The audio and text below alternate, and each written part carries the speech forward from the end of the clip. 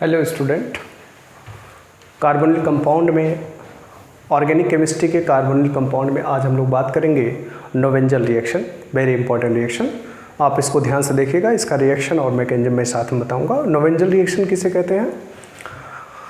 जब किसी भी एल्डिहाइड या एलिफेटिक एल्डिहाइड हो या एरोमेटिक एल्डिहाइड हो, जब किसी भी एलिफेटिक या एरोमेटिक एल्डिहाइड को मैलोनिक एस्टर के साथ ट्रीट कर देते हैं in the presence of base that is pyridine और पिपरिडीन, तो सिनेमिक एसिड, अगर वो एरोमेटिक एल्डिहाइड है तो सिनेमिक एसिड का फॉर्मेशन करेगा, अगर वो एलिफेटिक है तो एलिफेटिक एसिड का फॉर्मेशन करेगा। तो मैं आपको डायरेक्ट बता दे रहा हूँ कि वो alpha beta unsaturated carboxylic acid का फॉर्मेशन करता है। फिर से एक बार रिमाइंड में कर दे रहा हूँ, नोवेंजल रिएक्शन में जब कोई भी एल्डिहाइड, चाहे वो एलिफेटिक हो या एरोमेटिक एल्डिहाइड हो, उसकी रिएक्शन मैलोनिक एस्टर से करा देते हैं तो alpha beta unsaturated carboxylic acid का फॉर्मेशन होता है। पॉइंट में नोट कर रहा हूँ।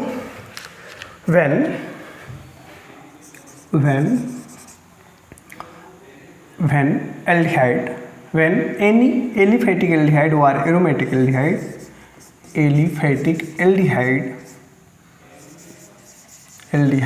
or aromatic aldehyde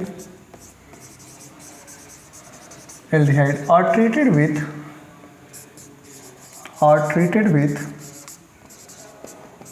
malonic ester in the presence of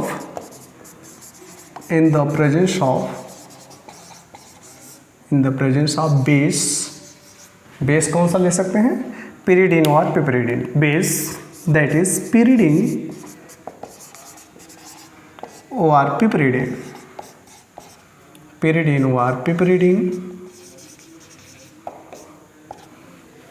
पिपरिडीन, to form alpha beta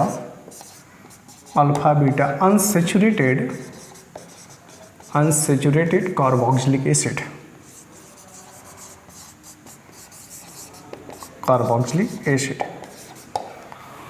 This is the very important reactions for you. We are going to written our reactions when aliphatic aldehyde or aromatic aldehyde are treated with malonic ester in the presence of pyridine or piperidine to form alpha beta unsaturated carboxylic acid। This is the aliphatic। सबसे पहले हम लोग aromatic aldehyde लेते हैं। ये aromatic aldehyde है, suppose करो मैं बेंजल्डिहाइड लिया। This is the benzaldehyde now react with malonic ester CH2 C double bond O OC2H5। This is the malonic ester and malonic ester is the actomethylene compound। This is the malonic ester is the actomethylene compound to form in the presence of pyridine or piperidine,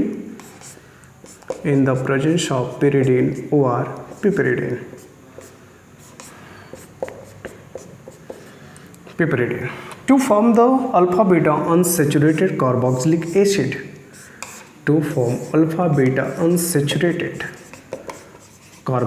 acid, जरा ध्यान से देखिएगा। यहाँ पर ये function group है। Function group जिस carbon से लगा है अल्फा कार्बन जिस कार्बन से जुड़ा होता है बीटा कार्बन। अल्फा बीटा दोनों अनसेचुरेशन कंडीशन में है, तो इसलिए इसको हम लोग क्या बोल सकते हैं? Alpha beta unsaturated carboxylic acid,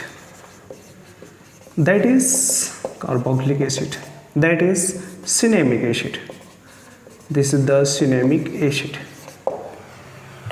यहाँ पे कुछ जो है 2 मोल C2H5OH भी निकलेगा और कार्बोक्सिलेशन भी होगा, CO2 भी निकलेगा। ओके, ये रिएक्शन है। ये तो मैंने आपको बताया बेंजल्डिहाइड कैसा एल्डिहाइड है, एरोमेटिक एल्डिहाइड है, बट एलिफेटिक और एरोमेटिक दोनों एल्डिहाइड देते हैं। ये हो गया। Means when benzaldehyde are treated with malonic ester in the presence of pyridine or piperidine to form the alpha beta unsaturated carboxylic acid, okay, along with the alcohol and carbon dioxide. When aliphatic aldehyde में suppose करो मैं ले लेता हूँ CH3 CHO CH3 CHO ethanal now treated with malonic ester, this is the malonic ester. In the presence of that same reagent pyridine or piperidine to form the CH3 CH double bond COOH that is crotonic acid. This is the crotonic acid along with C2H5OH with carbon dioxide. This is the ethanol is aliphatic aldehyde. इस reaction का most view क्या है कि ये एक ऐसा reaction है जो एलिफेटिक एल्डिहाइड और एरोमेटिक एल्डिहाइड दोनों देते हैं। अब इसमें कुछ पॉइंट हैं, उस पॉइंट के बारे में बात करेंगे। सबसे पहले मैं मेलानिक एस्टर के बारे में बात करना चाह रहा हूँ। मेलानिक एस्टर क्या है? मेलानिक एस्टर जो है एक्टिव मिथिलीन कंपाउंड है। This is the active methylene compound. ये एक्टिव मिथिलीन कंपाउंड है, एक्टिव मिथिलीन कंपाउंड इसे क्यों कहते हैं? क्योंकि इसमें जो है ये CH2 ग्रुप जो है एक्टिव मिथिलीन है। ये CH2 ग्रुप क्या है? एक्टिव मिथिलीन है। Why CH2 group act as active methylene? क्योंकि यहाँ पे दो माइनस आई कार्बन ग्रुप लगे हैं। ये दो माइनस आई कार्बन ग्रुप लगे हैं और ये दो माइनस आई कार्बन ग्रुप के कारण दो माइनस आई कार्बन ग्रुप लगे हैं जो कि इलेक्ट्रॉन डेंसिटी को विड्रा करेगा, अपनी तरफ इलेक्ट्रॉन डेंसिटी को विड्रा करेगा। CH2 जो होगा एक्टिव हो जाएगा फॉर द केमिकल रिएक्शन। क्यों? क्योंकि इसका प्रोटॉन जो होगा एसिडिक नेचर का हो जाएगा। जब इससे इलेक्ट्रॉन यहाँ चले जाएंगे, इससे इलेक्ट्रॉन यहाँ चले जाएंगे तो ये क्या हो जाएगा? इलेक्ट्रॉन डिफिशियंट हो जाएगा। ये क्या हो जाएगा? इलेक्ट्रॉन डिफिशियंट हो जाएगा। और जब इलेक्ट्रॉन डिफिशियंट हो जाएगा तो होगा क्या कि कोई भी इलेक्ट्रॉन इफिशियंट इस पे आसानी से अटैक कर सकता है। इसलिए इसको हम लोग क्या बोलते हैं? एक्टिव मिथिलीन कंपाउंड्स बोलते हैं, एक्टिव मिथिलीन बोलते हैं। और active methylene compound melanic ester होता है और एक कंपाउंड और भी होते हैं, जरा आप उसको भी देखिए। CH2 C double bond O, CH3 C double bond O C2H5। Okay, ये भी आपका क्या है? एक्टिव मिथिलीन है। इसका नाम है एथिल एस्टोएसीटेट।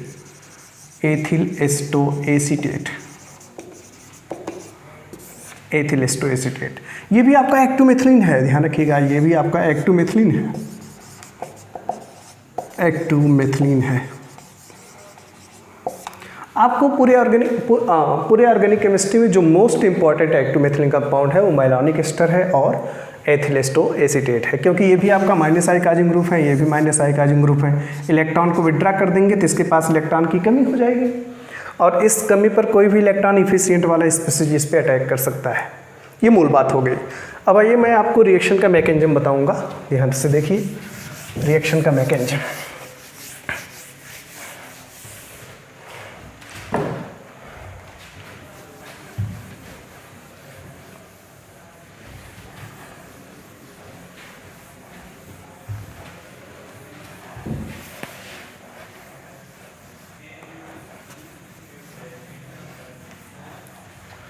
रिएक्शन का मैकेनिज्म ध्यान से देखिए। Mechanism of the reaction.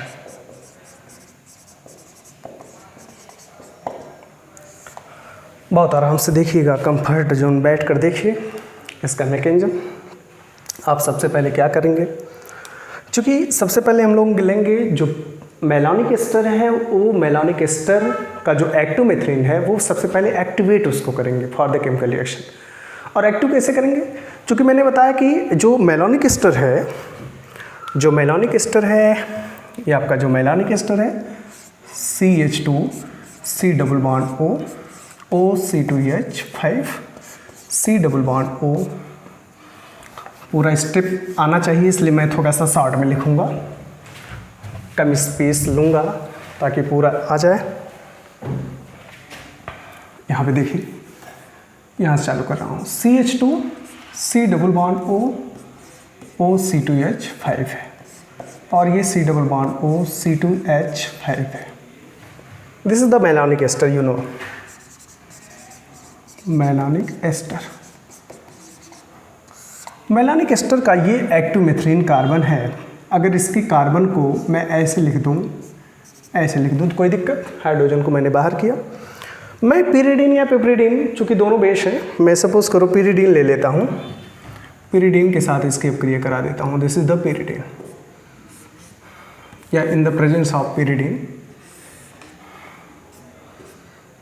In the presence of pyridine।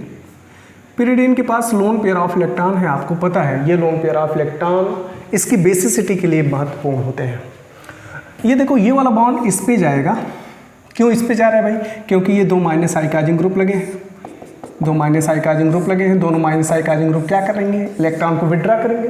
Electron को विड्रा करेंगे तो कार्बन के पास इलेक्ट्रॉन की कमी हो जाएगी। उस कमी को पूरा करने के लिए हाइड्रोजन का जो सेट पेयर ऑफ इलेक्ट्रॉन है डीलोकलाइज करके कार्बन पे जाएगा, तो कार्बन पर इलेक्ट्रॉन की मात्रा पूरी हो जाएगी और ये H निकलेगा in the form of protons, और ये H प्लस इससे ज्वाइन होकर क्या निकाल दिया? pyridinium ion. इसके लोन पेयर ऑफ इलेक्ट्रॉन से ये H लग गया, इसके ऊपर आ जाएगा positive, lone pair lone pair lone pair. तो कंपाउंड क्या फॉर्म हुआ आप ध्यान से देखिए। कंपाउंड ये फॉर्म हुआ CH निगेटिव और यहाँ पे C double bond O C2H5, C double bond O C2H5। Okay, ये बन गया आपका malonate. Malonic ester is converted into malonate ion. This the malonate ion, malonate ion. Now malonate ion are stabilized by the process of resonance. Resonance process क्या होता है? Electron का delocalization, electron का migration, electron का एक स्थान से दूसरे स्थान पे जाना डीलोकलाइजेशन कहलाता है। इसका मतलब कोई भी कंपाउंड अगर रिजोनेंस करता है, तो उसमें स्टेबिलिटी बढ़ती है। क्यों स्टेबिलिटी बढ़ती है? रिजोनेंस क्या है? इलेक्ट्रॉन का डीलोकलाइजेशन। इलेक्ट्रॉन के एक स्थान से दूसरे स्थान से स्पीसीज की स्टेबिलिटी क्यों बढ़ जाती है? क्योंकि इलेक्ट्रॉन एक स्थान पर अगर अस्थायी रूप से है तो कोई भी इलेक्ट्रॉन डिफिशिएंट स्पीसीज उस पर आसानी से अटैक कर सकता है। लेकिन अगर इलेक्ट्रॉन एक स्थान से दूसरे स्थान पर माइग्रेट कर रहे हैं, उसका कोई निश्चित पोजीशन नहीं है, तो कोई भी इलेक्ट्रॉन डिफिशिएंट स्पीसीज आसानी से अटैक नहीं कर पाएगा। सपोज करो यूं ही, अगर कोई भी व्यक्ति जो है एक स्थान पे पड़ा हुआ है, उसका पोजीशन एग्जैक्ट है, तो कोई भी उसको शूट आउट कर सकता है, कोई भी उसको मार सकता है। लेकिन अगर कोई व्यक्ति जो है वो बार बार अपनी पोजीशन को बदल रहा है, तो उसको उस पर अटैक करना, उसको शूट आउट करना बहुत मुश्किल है। तो बात यही है, अगर इलेक्ट्रॉन डीलोकलाइज कर रहा है, इलेक्ट्रॉन माइग्रेट कर रहा है, और एक चीज़ जानते रहिए कि इलेक्ट्रॉन जितना माइग्रेट करेगा, जितना डिस्पर्स करेगा, जितना फैलेगा, उतनी ज़्यादा स्टेबिलिटी बढ़ेगी। इलेक्ट्रॉन ही नहीं, प्रोटॉन भी, पॉजिटिव चार्ज भी, चाहे वो निगेटिव चार्ज हो चाहे पॉजिटिव चार्ज हो, जितना ज़्यादा माइग्रेट करते हैं, जितना ज़्यादा डिस्पर्स करते हैं, उतनी ज़्यादा स्टेबिलिटी बढ़ती है। आइए भाई इसको भी स्टेबलाइज कर दें। अगर ये निगेटिव इस पे जाएगा, ये इस पे जाएगा, तो रिजोनेंस में क्या बन जाएगा? देखो जरा, देखते रहो भाई। ये बन जाएगा आपका CH double bond C O negative O C2H5, और फिर ये हो जाएगा C double bond O C2H5। आप कहोगे सर ये वाला इस पे गया, ये वाला इस पे गया, तो ऐसा भी तो हो सकता था, ये वाला इस पे आए, ये वाला इस पे आए, तो नेक्स्ट रिजोनेटिंग स्ट्रक्चर क्या बन जाएगा? नेक्स्ट रिजोनेटिंग स्ट्रक्चर ये CH, ऊपर वाला उसी तरीके से रखेंगे पहले जैसा, O C2H5। अब हम लोग नीचे तरफ माइग्रेट करा रहे हैं, तो ये हो जाएगा C double bond O minus O C2H5। आप इस स्टेटमेंट को ऐसा भी लिख सकते हैं, here malonate ion is stabilized by the process of resonance. Marker मैं ले रहा हूँ। Here malonate ion is stabilized by resonance। Malonate को स्टेबलाइज कर दिया रेजोनेंस प्रोसेस के द्वारा। प्रश्न नहीं बनता है क्यों रेजोनेंस के द्वारा स्टेबलाइज हो रहे हैं? भाई इंटरमीडिएट है, स्टेबलाइज कर दो। क्योंकि हर जो इंटरमीडिएट स्टेबल होता है उससे बनने वाला प्रोडक्ट भी ज़्यादा स्टेबल होता है। अगर आपके पास इंटरमीडिएट बन रहे हैं और उस इंटरमीडिएट को स्टेबलाइज करके आप प्रोडक्ट स्टेबलाइज करके प्रोडक्ट बना रहे हो तो उसका भी स्टेबल प्रोडक्ट बनते हैं। This is the first step. इस स्टेप का नाम आप रख सकते हो, ये स्टेप आपका कहलाएगा step first. Okay, now step second. Step second क्या होगा? स्टेप सेकंड में हम लोग क्या कर सकते हैं, मैंने आपको बताया पहले स्टेप का जो प्रोडक्ट होता है, पहले स्टेप का जो प्रोडक्ट होता है उसी से हम लोग रिएक्शन को चालू करते हैं। अब हम लोग लेंगे कोई भी, चाहे वो कोई एल्डिहाइड लेंगे, चाहे वो एलिफेटिक हो या एरोमेटिक हो। सपोज करो मैं एरोमेटिक एल्डिहाइड लेता हूँ यहाँ पर, that is benzaldehyde. This is the benzaldehyde, ये बेंजल्डिहाइड है। Now benzaldehyde are reacted with the malonate ion CH negative, C double bond O, OC2H5, C double bond O, OC2H5। अब आप कहोगे सर ये वाला स्ट्रक्चर क्यों नहीं लिए, ये वाला क्यों नहीं लिए? कोई भी ले सकते हो, ये आपके तीनों स्ट्रक्चर एक ही हैं, 2 3। ये जो है अगर आप इसका रेजोनेंस बनाना चाहो तो रेजोनेंस भी बना सकते हो। रेजोनेंस कैसे बनेगा? रेजोनेंस बनाना चाहो तो आप बना सकते हो CHCO OC2H5 और COC2H5। रेजोनेंस बनाओगे तो कैसे बनाओगे?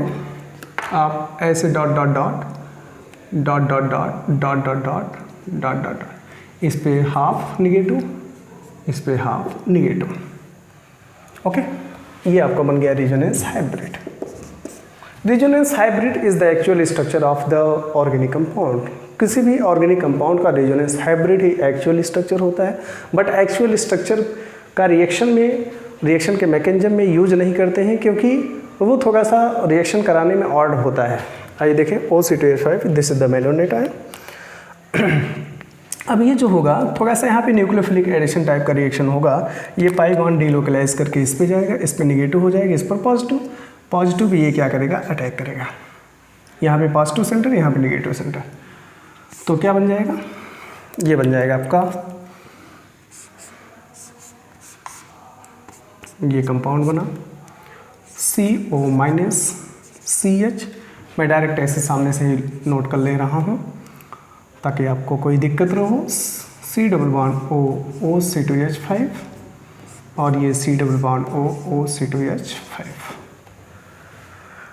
ओके, आप जरा ध्यान से समझिएगा, यहाँ पे जो कार्बन हमारा था वो sp2 फॉर्म में था, sp2 फॉर्म था। यहाँ पे कार्बन जो है वो हमारा sp3 फॉर्म हो गया, टेट्राहेड्रल में चेंज हो गया। sp2 में ट्राइगोनल से टेट्राहेड्रल में चेंज हो गया। अगली स्टेप की मैं बात करूँगा, स्टेप नंबर 3। थोड़ा सा स्टेप ज़्यादा होगा, आप ध्यान दीजिएगा। Step number 3, next compound is CHO-। इसको अगर अब मैं बाहर लिख दूँ तो कोई दिक्कत? हाँ चलो लिख दो।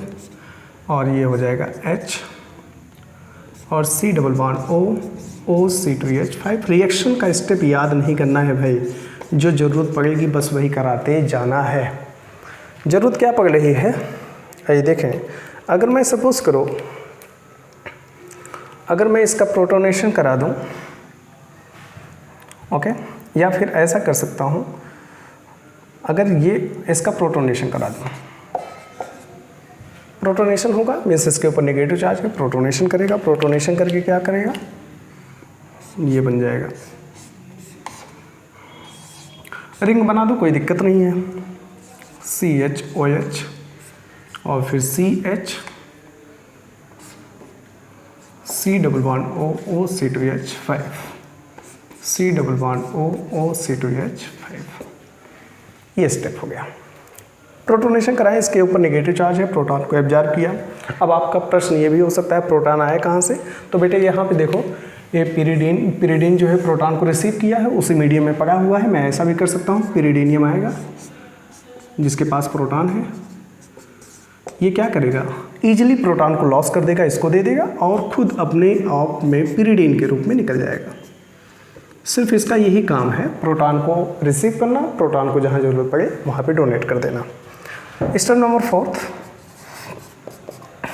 स्टेप नंबर 4 क्या होगा, आइए देखें।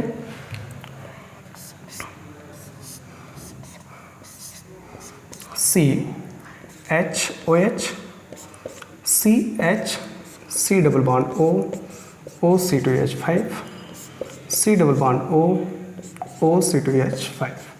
मैं क्या कराना चाह रहा हूँ आप समझ सकते हो, बिल्कुल समझ सकते हो। ये वाला बॉन्ड इस पे जाएगा, ये वाला बॉन्ड इस पे जाएगा। H किस रूप में निकलेगा? पॉजिटिव, क्योंकि जब ये वाला बॉन्ड इस पे जाएगा तो कार्बन की वैलेंसी बढ़ेगी, तो ये वाला बॉन्ड इस पे जाएगा। ओके, यहाँ पे डबल बॉन्ड आ गया, H पॉजिटिव हो गया, इसके ऊपर नेगेटिव, दोनों किस रूप में निकल गए? H2O। This process is called dehydration. Removal of water molecule from the compound is called dehydration step. ये डिहाइड्रेशन स्टेप हुआ, कंपाउंड क्या बना? ये बन गया CH double bond COO, C2H5, C double bond O, OC2H5। Now अगला step, now next step is step number 5। Dehydration हुआ है तो जाहिर सी बात है हाइड्रोलिसिस भी होगा, हाइड्रोलिसिस स्टेप होगा। हाइड्रोलिसिस स्टेप में हम लोग क्या करेंगे? CH डबल बॉन्ड C, ये हो जाएगा C double bond O, OC2H5, C double bond O, OC2H5। Hydrolysis step होगा। हाइड्रोलिसिस का मतलब H2O का जुगला। H2O देखो कैसे जुगला है, यहाँ पे जुगेगा, यहाँ पे जुगेगा, क्या निकलेगा? 2 मोल C2H5OH निकल जाएगा, बनेगा क्या? ये बन जाएगा CH डबल बॉन्ड CH, और यहाँ पे हो जाएगा CH single bond double bond C, यहाँ पे हो जाएगा COOH COH। अगला स्टेप मैं कंटिन्यू कर रहा हूँ तो चूँकि मेरे पास स्पेस नहीं है, अगला स्टेप हो जाएगा decarboxylation. Decarboxylation means removal of CO2। मैं यहाँ से CO2 निकाल दूँ। CO2 कब निकलेगा? जब इसको हम हीट देंगे तो CO2 निकल जाएगा। फाइनली कंपाउंड हमारा क्या फॉर्म हो गया? फाइनली कंपाउंड मैं यहाँ पे ऊपर नोट कर दे रहा हूँ, cinnamic acid CH double bond C, H हो जाएगा COOH। This is the cinnamic acid.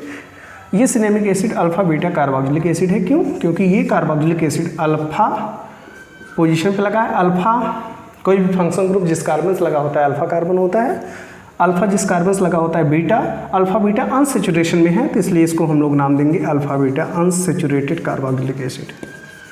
Unsaturated carboxylic acid, carboxylic acid.